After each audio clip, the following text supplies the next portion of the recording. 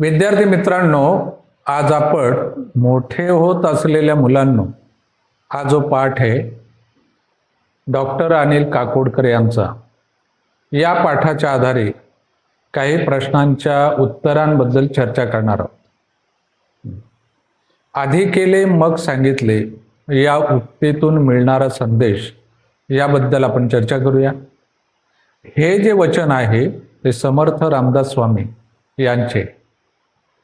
या वचनाचा अर्थ असा होतो, माणसामध्ये एक प्रवृत्ती आहे, आपली कामं दुसऱ्यांनी करावीत. आपण नेहमी दुसऱ्यांकडून कामं करून घेण्याची अपेक्षा करत असतो. परंतु हा जो भाव आहे, ही जी प्रवृत्ती आहे ती गैर आहे.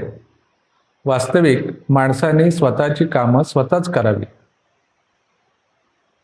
त्याच्यातून स्वावलंबने आपण स्वतः काम केल्यानंतर जर ते काम आपण दुसऱ्याला सांगितलं तर दुसरा नक्कीच आपला ऐकेल.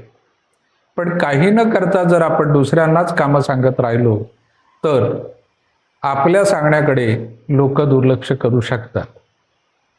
आपण काम करून जर ते काम दुसऱ्याला सांगत असू तर दुसरा आपल्या सूचनेचं म्हणा किंवा आदेशाचं म्हणा पालन करील किंवा आपणच इतरांसाठी आदर्श ठरू शकतो.